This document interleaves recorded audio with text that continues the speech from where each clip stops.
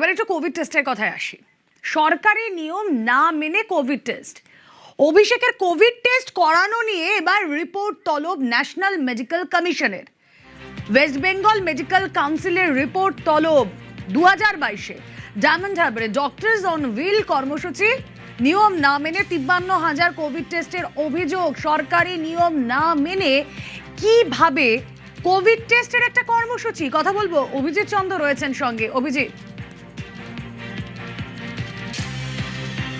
রুমেলা, অভিষেক বন্দ্যোপাধ্যায়ের সেবাশ্রয় নিয়ে যেমন একের পর এক অভিযোগ, তেমন ভাবেই বলা যেতে পারে যে করোনা পরীক্ষা 2022 সালে যখন করোনার প্রাদুর্ভাব গোটা রাজ্য জুড়ে এবং যেখানে কেন্দ্রীয় যে কিট, যে সেন্ট্রাল থেকে যে কিট পাঠানো হয়েছিল করোনা পরীক্ষার যে কিট, সেই কিট সেটা নিয়ে দেখা গেছিল প্রচুর সমস্যা। কারণ এখানে তৎকালীন রাজ্য স্বাস্থ্য দপ্তর তারা সেই কিট রেখে দিয়েছিল এবং যে অভিযোগটা উঠেছিল যে যেখানে একদিনে রাজ্যে 75,000 মানুষের কোভিডের টেস্ট করার দরকার ছিল, সেখানে অভিষেক বন্দ্যোপাধ্যায়ের তার যে শিবির ডক্টরস অন হুইল, সেখানে একদিনে প্রায় 53,000 কিট দিয়ে পরীক্ষা করা হয়েছিল।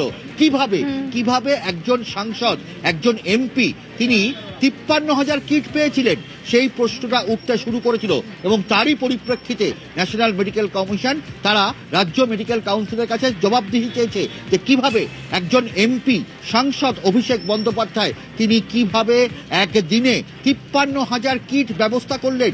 এটা তো সম্পূর্ণ বেআইনি, সম্পূর্ণভাবে এটাকে বুড়ো আঙুল দেখিয়ে সরকারি নিয়ম নীতিকে অগ্রাহ্য করে স্বাস্থ্য দপ্তরের যে নীতি ছিল, যে নিয়ম ছিল, একজন এমপি কি করে অতগুলো কিট পায়।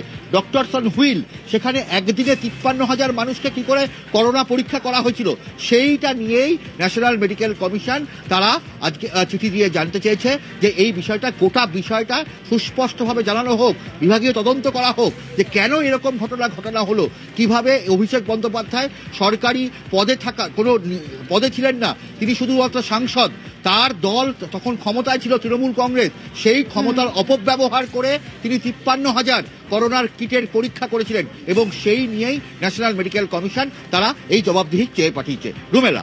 আচ্ছা, ওকে।